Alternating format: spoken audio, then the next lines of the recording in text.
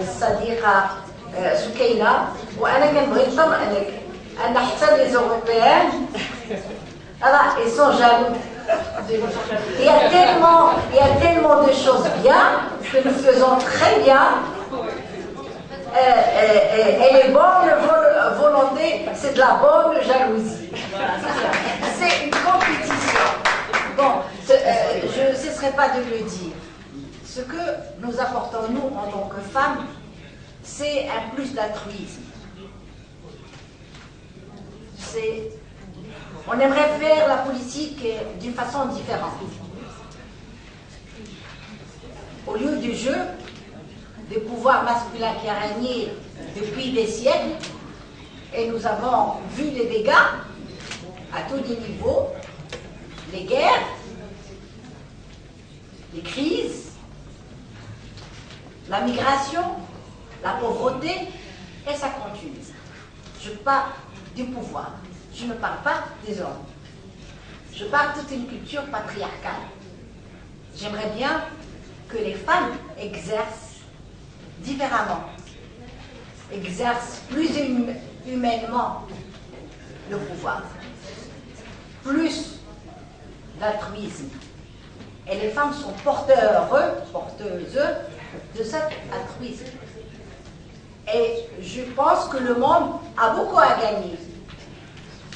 C'est le pouvoir régulé, équitable, parce que tant, et comme M. le ministre a bien dit, nous avons bien utilisé des mécanismes pour que les femmes soient représentées dans les sphères de décision, et nous avons vu l'exercice que c'est une reproduction du discours et des pratiques politiques machistes.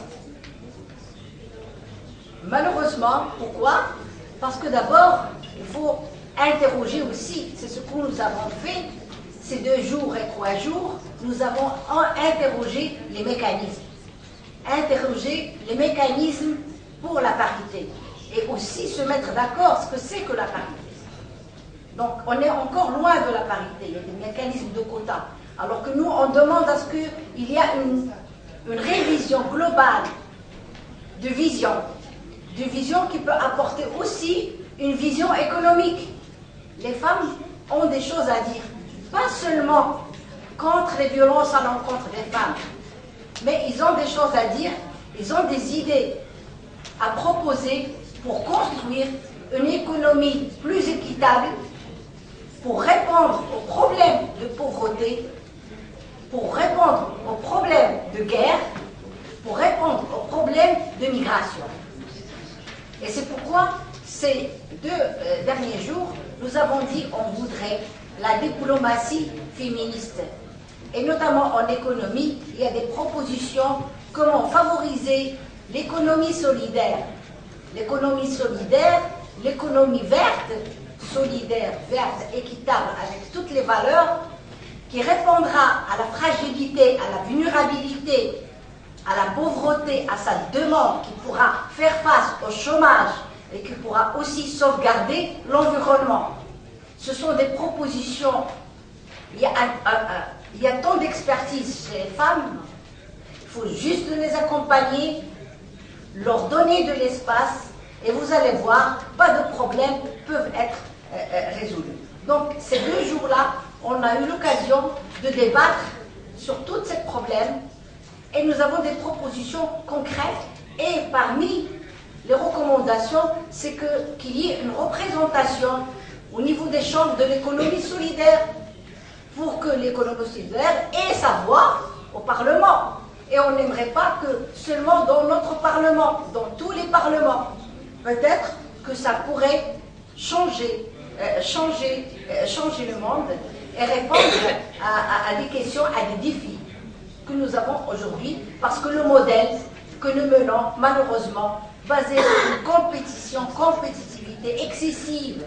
La compétitivité, c'est bien, mais que ça soit excessive et que ça soit sans éthique, ça devient meurtrier et dangereux pour relever toutes les crises des identités. Ce qui fait la Fondation des femmes de l'Euro-Méditerranée, notre rapport à nous. Et il y a des tas de coalitions, de réseaux. Qu'est-ce que nous apportons de plus de nous? C'est que nous essayons de faire converger toutes les bonnes volontés. Les bonnes volontés que nous avons dit. Ces bonnes volontés pour avancer. Ces bonnes volontés pour construire une Méditerranée qui respecte les valeurs, qui répondent à une justice sociale. Parce que la justice sociale, sans ça, ça va continuer les problèmes d'immigration, les problèmes de conflits, les problèmes. La Fondation des femmes de l'Euro-Méditerranée, son apport, c'est qu'elle a essayé de faire travailler tous les acteurs. La société civile, les institutions, la recherche, parce que les universités sont là, ils travaillent. Est-ce qu'on exploite leur savoir? Oh, ils travaillent pour eux.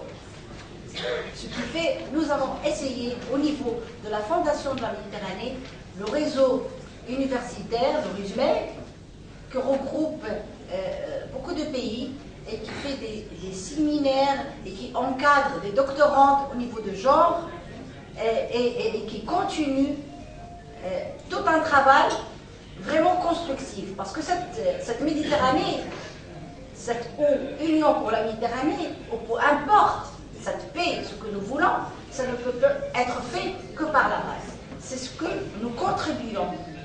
On rêve, il faut avoir la volonté et de rêver. On ne peut pas dire qu'on ne pourrait pas arriver sans vous. C'est pourquoi on a essayé de faire converger tous les acteurs, les universités, les institutions, les associations et les médias. Et nous connaissons très bien le pouvoir des médias. Donc, tout ce monde-là, autour des valeurs, ce n'est pas uniquement des valeurs de l'égalité pour l'égalité uniquement entre hommes et femmes. Ça va au loin de ça. Ça va pour construire vraiment des liens de paix, des liens de fraternité, des liens et des forces et des volontés pour construire, pour dépasser toutes les catastrophes que nous vivons aujourd'hui. Mais dans ces catastrophes-là, il y a des forces, il y a des lumières, et nous essayons de faire partie de ces lumières et de garder ces lumières. Je vous remercie et je remercie toute l'assistance. Je remercie toutes les associations qui ont travaillé durement ces 2 jours. Nous aurons d'autres rencontres. Je remercie beaucoup Monsieur le ministre et nous comptons sur lui pour le plaidoyer, pas uniquement au Maroc, mais au niveau de toute la région.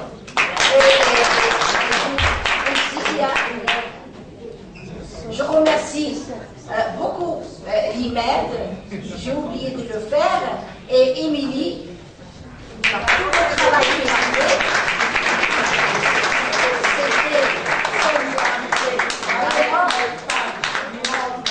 Je remercie l'IMED et le comptons beaucoup à ce que ce travail continue. Et Monsieur le ministre, nous avons aussi de votre soutien et de l'engagement de l'État marocain pour soutenir les actions de la Fondation des femmes de l'Euro-Méditerranée.